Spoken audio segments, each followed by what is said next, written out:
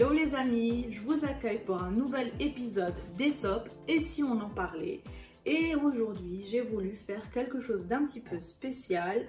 Je vous prends 24 heures avec moi dans mon quotidien.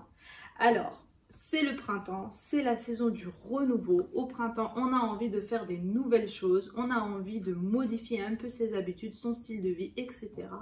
Et ma question c'est, est-ce que vous avez une routine? Moi perso, j'en ai une. Mais vous, est-ce que vous en avez une? Et surtout, qu'est-ce que c'est qu'une routine? Quelle est la définition de la routine?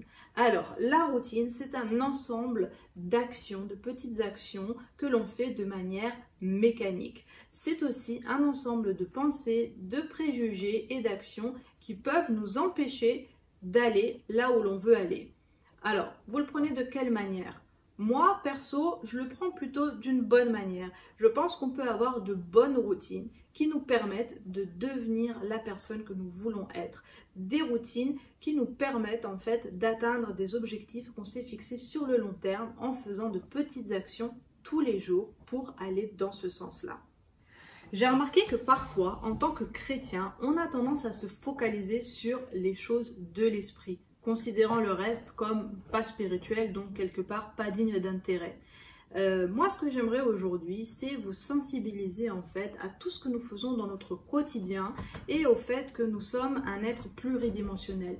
Ok, nous sommes en général, on dit que nous sommes constitués de 3 parties, le corps, l'âme et l'esprit. Moi, ce que je voudrais vous amener comme réflexion aujourd'hui, c'est que ces 3 parties, le corps, l'âme et l'esprit, elles sont mélangées quelque part. Elles sont interdépendantes les unes des autres et elles agissent les unes sur les autres. Si vous n'êtes pas bien dans votre mental, dans vos émotions, forcément ça va avoir une interaction sur votre corps. Si vous n'êtes pas bien dans votre corps, eh ben, ça va avoir une influence sur votre âme et même sur votre esprit. Il y a un dicton bien connu qui dit « Quand la fatigue rentre, la foi sort ».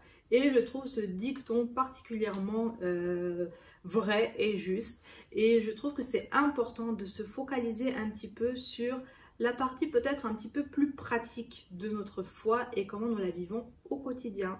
Alors, je vais vous laisser me suivre 24 heures dans ma journée, voir un petit peu comment je m'organise au quotidien avec mes hauts et avec mes bas. Et j'espère que ça vous donnera envie d'implémenter de bonnes habitudes dans votre quotidien.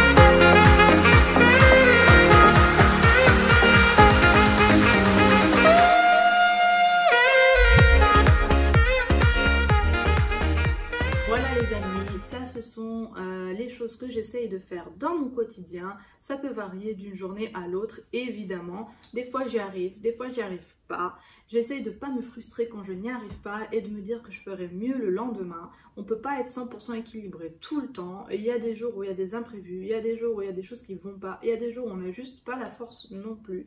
Mais l'important c'est de persévérer et d'essayer de suivre cette dynamique au quotidien en étant indulgent vis-à-vis de soi-même parce que Dieu nous fait grâce, il attend de nous qu'on progresse, qu'on grandisse, mais il nous fait grâce également et c'est important d'apprendre à se faire grâce soi-même également. Rappelons-nous que l'apôtre Paul nous dit dans 1 Corinthiens 6, 19, 20 « Ne savez-vous pas que votre corps est le sanctuaire de l'Esprit Saint, que vous tenez de Dieu? Vous ne vous appartenez pas à vous-même car vous avez été achetés à un prix.